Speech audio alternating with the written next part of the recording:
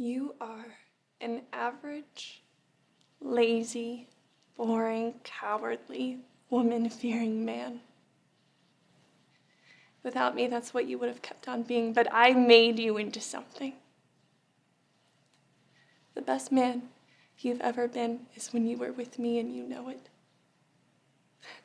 The only time you ever liked yourself was pretending to be somebody that I might like. You are witty, and you are warm, and you are brilliant, but you were so pathetic. You think you can be normal again? You'll find a nice girl, and you'll still think of me. You will be so completely dissatisfied in your average life with your normal wife and your regular kids. And you'll think of me. And then you'll look at your wife and you'll think, that dumb bitch. Just like your dad. We're all bitches in the end, aren't we, Nick? Dumb bitch. Psycho bitch. But I'm the bitch who makes you better, Nick.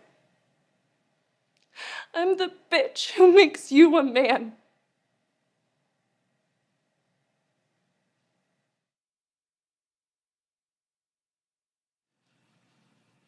I was getting ready to be angry.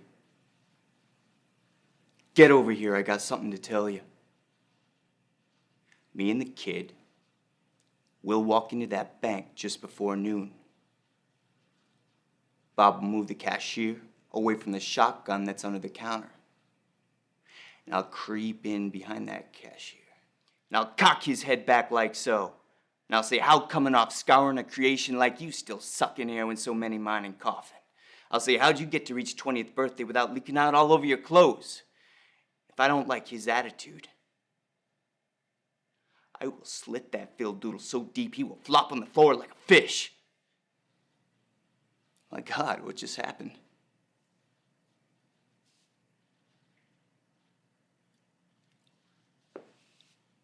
Boy, I can hear your gears grinding. Your little motor wondering, my gosh, what's next? What's happening to me?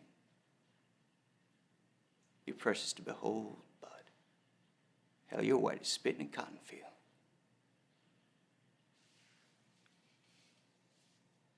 Go on. Get out of here. Sick of staring at your face.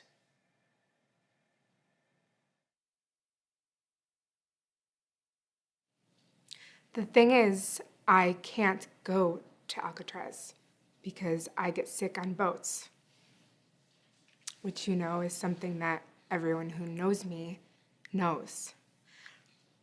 But you just forget that. It's like basically we're strangers.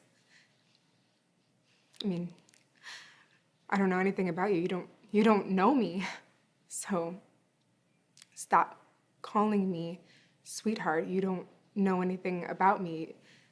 You think you can just waltz in here and pretend like everything is fine. You think you can just buy me a burger and give me a crappy guitar and everything is fine, you know? I mean, maybe some people are okay with it. Maybe. But I can't forget the fact that you didn't come to my birthday when you promised that you would. And you didn't take me out all the times that you promised that you would, and you weren't there for me when I really needed you. So, I'm sorry I have trouble believing that you've changed. Because every time I look at you, I just see the same loser who let me down.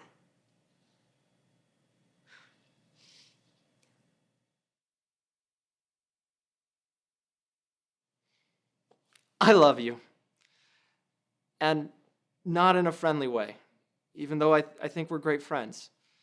And not in some misplaced affection puppy dog way, although I'm sure that's what you'll call it. I love you. Very, very simple. Very truly. You are the epitome of everything I've ever looked for in another human being. And I know you think of me as just a friend, and crossing that line is the furthest thing from an option you would ever consider, but I had to say it. I can't take this anymore. I can't stand next to you without wanting to hold you. I can't look at you without wanting to feel that longing you only read about in trashy romance novels. I can't talk to you without wanting to express my love for everything that you are. And I know that this will probably mess up our friendship, but I had to say it because I don't care, and I've never felt this way before. I like who I am because of it. And if bringing this to light means we can't hang out anymore, then that hurts me.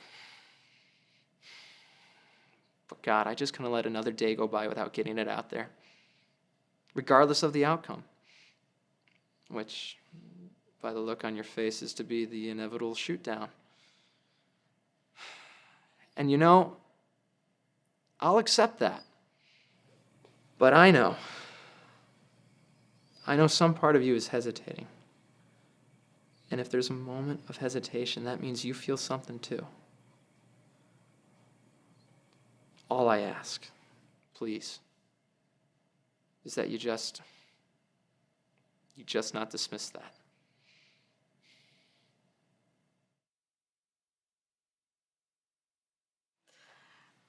I can't text. I'm not charming via text, you know? But it's not just texting. It's email, it's voicemail, it's snail mail, whatever. None of it's working.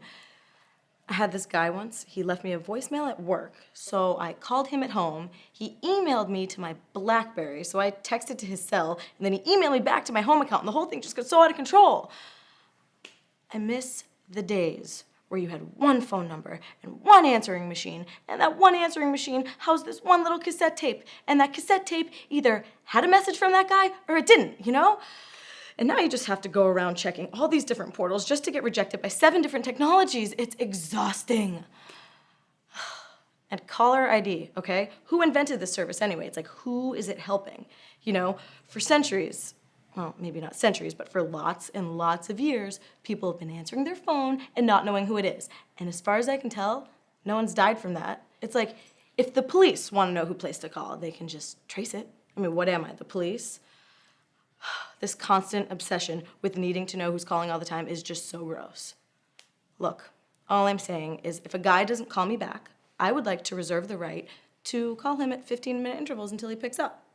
But if he looks down and sees my numbers, he's gonna think I'm some sort of psycho or something, which I'm not, obviously.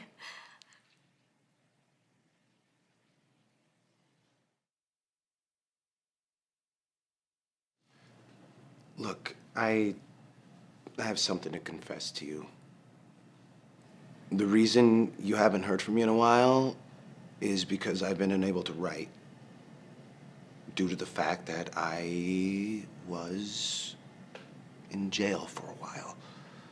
I did a little bit of time. It was complete bullshit. I got in this fight in this bar down in Florida, which I was not the one who instigated it at all. But then they worked up a bunch of bullshit against me and they threw me in the pen for 3 months. I didn't write you because I didn't want to upset you. I just figured that you would figure that I was out on the road or something. I know it was stupid and I'm sorry.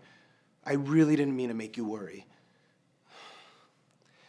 But you know what? I can't just keep going around doing stuff or not doing stuff because you are going to worry about it. And then I got to come back here and tell you about all my fucking traumas, and then I get this bullshit about, oh, I've let you down all the fucking time. And it just really cramps me, you know? I just really want to crawl out from under it. And now here I am again in this fucking hole having to explain myself to you.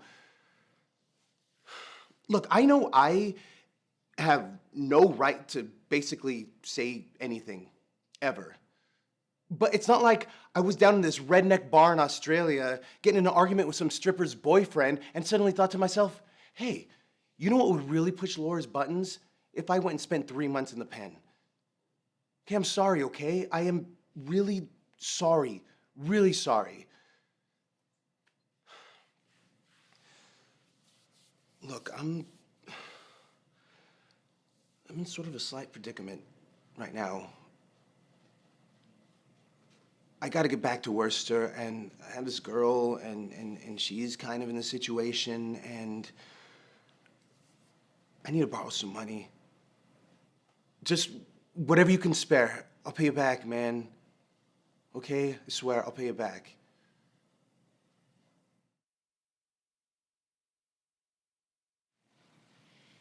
I miss my sister. Every night at 10 or so, she used to call me on the phone. Whenever I asked her why, she'd tell me her body told her she wanted to hear my voice. I miss her. The smell of her hair. The way she could always convince me to read her another book. When you love someone as much as I loved her, they're a part of you. It's like you're attached by this invisible tether, and no matter how far apart you are, you can always feel them. Now every time I reach for that tether, I know that nobody is on the other side. And I feel like I'm falling into nothing. And then I remember Jean. I remember a life led with no regrets, no enemies, no resentments. And I'm inspired to get up and go on. I miss my sister so much. It feels like a part of me has been ripped off. I just want to hold her for 10 more seconds. Is it too much to ask for 10 more seconds to hold her? I can't. I won't.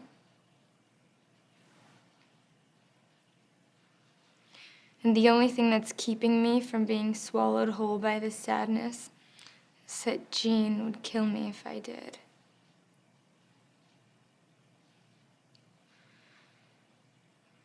So for now, I'm just gonna miss her.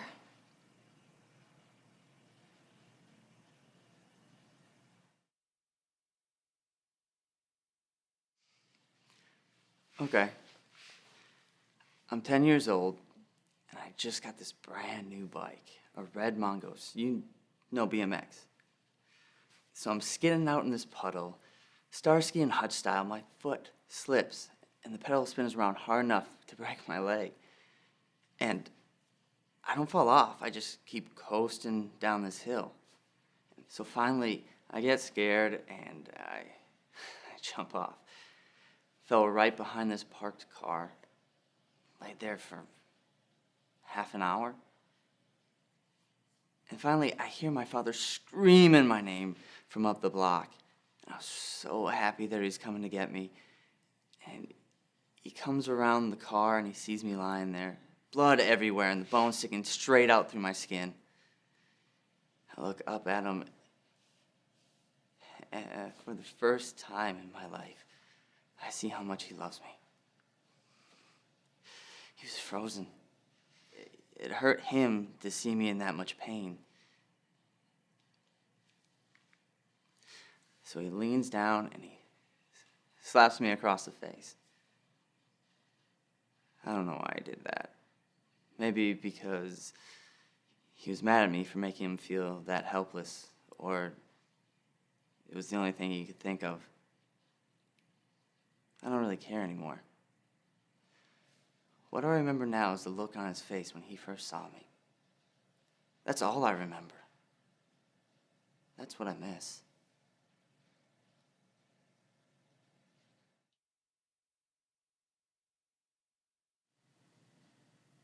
Do you know what therapy is? because I've been going since college. I needed to talk to someone to help me deal with why you left. I needed to understand why after Mom died, you took a 6-year-old to live with an uncle that she barely knew and left her there for a year. And you didn't even call, not once. And then I had you back until I was 13, until you sent me away to boarding school. And then middle school, high school, college, nothing. For a long time, I thought I had done something wrong, and that's why you left. Then I realized that's how you wanted it. So I acted like it was okay, because I didn't want you to know how bad it hurt.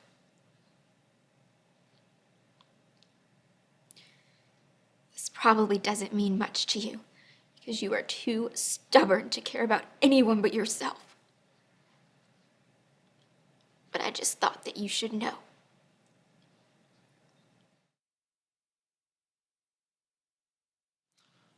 One day, about a month ago, I really hit bottom. I just felt that in a godless universe, I didn't want to go on living.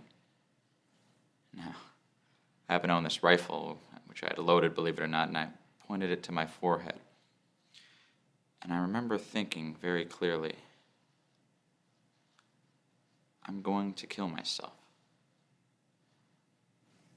But then I thought, no, what if I'm wrong? What if there is a God? I mean, nobody really knows, right? Suddenly, the gun went off. I'd been so tense that my finger pulled the trigger inadvertently, and I was sweating so much that the muzzle slipped off my forehead and the bullet missed me entirely. And in all of the pandemonium, I just knew one thing. I had to get out of that house. I had to get out in the fresh air and clear my mind. And so I just walked. I walked and I walked until I just had to sit down. And so I ducked into a movie theater, and I didn't know what was playing at the time. I just had to collect my thoughts for a moment and be logical and put the world into a rational perspective again. So I went upstairs into the balcony, and I sat down, and the movie was Duck Soup, which was a film that I'd seen many times since I was a kid, and I always loved it. And I'm looking at these people up on screen, and I started getting hooked on the film. And I started to think to myself, why would you ever want to kill yourself? I mean, isn't that so stupid? I mean, look at the people up on the screen. They're all having so much fun. And what if the worst is true? What if there is no God, and we only go through this thing once, and that's it? I mean, wouldn't you want to be a part of that experience? And what the hell? It's not all a drag. And then I thought to myself, I've really got to stop ruining my life searching for answers that I'm never going to find, and just sit back and enjoy it while it lasts.